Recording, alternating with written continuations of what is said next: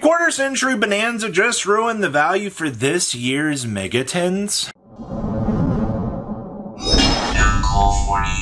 Make sure you guys smash the crap out of that subscribe button so you guys don't miss out on more content. Now, this has actually been a very interesting discussion point out here, was because with the announcement of Quarter Century Bonanza and effectively the near 270 card pool of cards available in this set, a lot of people were looking at your 10 specifications this year, and a lot of people are really disappointed right now, honestly. Not just, in the fact that they're printing 400 cards in this year's 10s, because anybody else forget about that? But because Diabellstar, Promethean Princess are more than likely going to dodge the 10s. Like, the fact that Konami made the announcement for Quarter Century Bonanza and said, hey, Promethean Princess and Diabellstar are going to get all of these printings where we're just going to shatter the value of these cards and flush them down the toilet, but your QCRs will still be worth something. A very bold strategy out here. Reminder to all of you out here that the 25th anniversary 10s are composed of that 400 card set. All right, and what were the ratios for this? We did know that we're getting the Harpies, Feather Duster, Altar at the Raigekis, and it's 3 quarter centuries, 3 prismatic secret rares, 9 ultras, 24 commons in this set, and then there's a 50 card quarter century secret rares that are in the set that are a trip down memory lane. So what's interesting to me about this is they're like, hey, here are 50 cards down memory lane.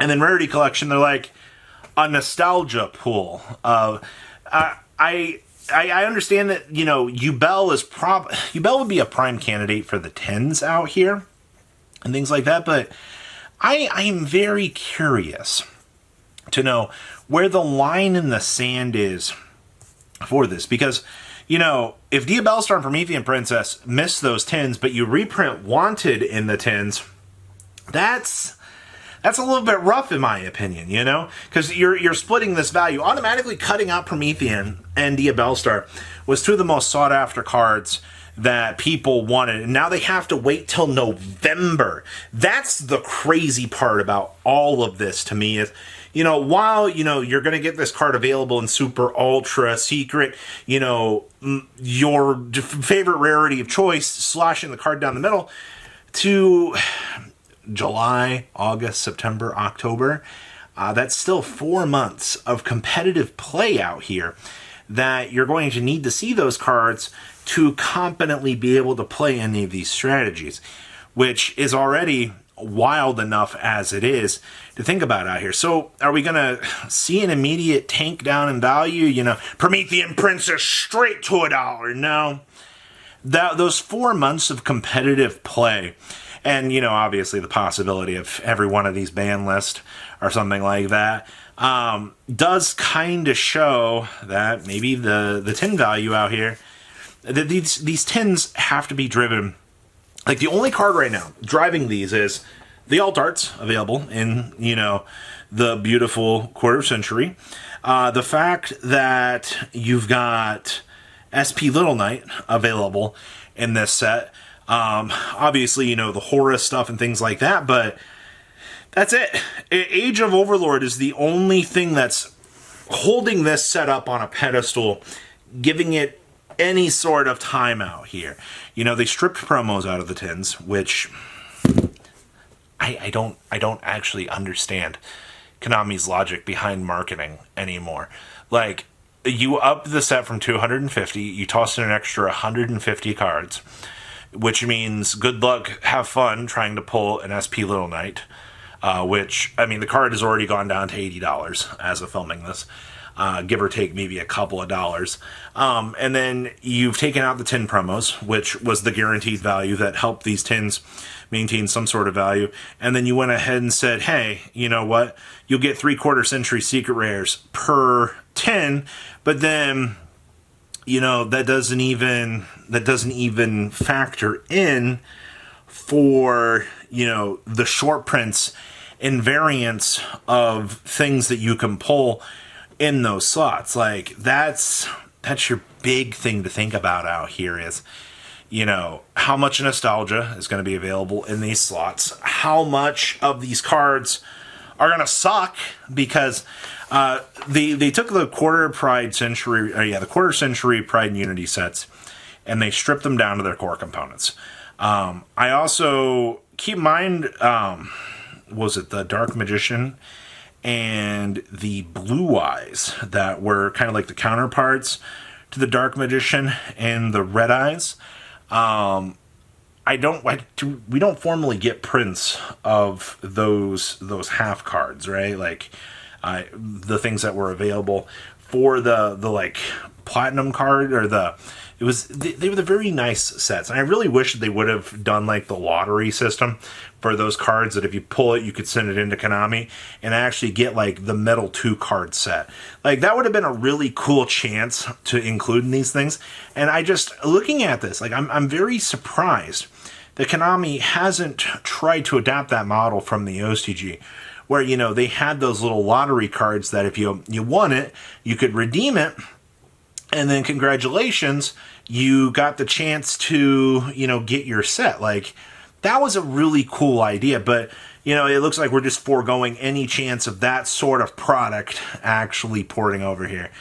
I'm just going to say, the 10s, for $22 a 10, it looks like this year, I'm not too excited for this. I really am not. I'm trying to keep my optimism very real here, but the Bonanza set just took everything that we had left for these. Oh, but the Trident Dragion's in here. Yeah, cool. Good luck pulling it out of your 400 card set. All right, what is that? 2 desired cards out of 400 that I can think of right now being SP and Trident Dragon. What are you supposed to do? I guess the biggest news out of this is, you know, realistically, the Harpy's Feather Duster and the Raigeki should be kind of cheap. I mean, Harpy's Feather Duster just got its ultimate rare, and I think the card's, like $28 right now? So it's the ultimate rare equivalents to some of these cards have not been the worst takeaways. Quite honestly, I think that's been a pretty decent thing to kind of think about out here. I don't know. I cannot be optimistic when you're shoving. Includes Power of the Elements, Photon Hypernova, Cyberstorm Axis, Duelist Nexus, Age of Overlord, Maze of Memories, and Amazing Defenders, Wild Survivors, and more. Are you trying?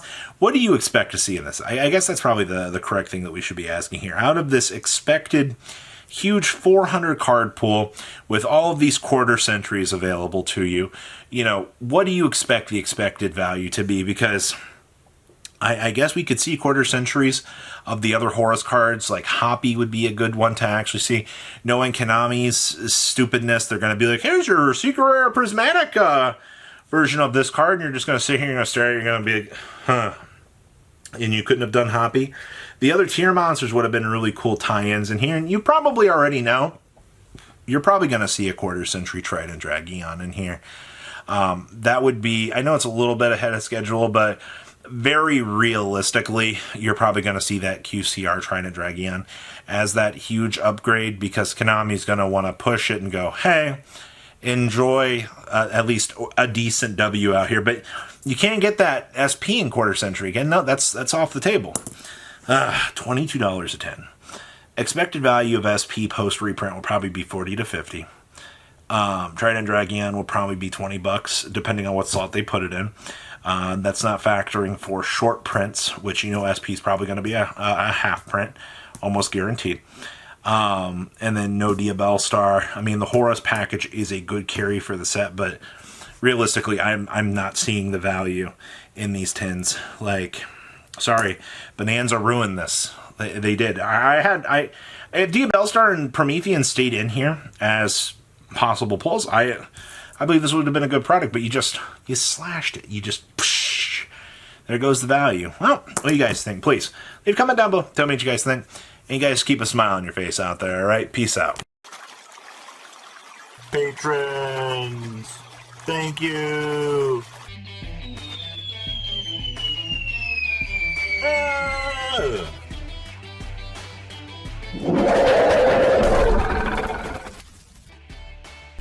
Thank you so much for watching. Check out these other videos.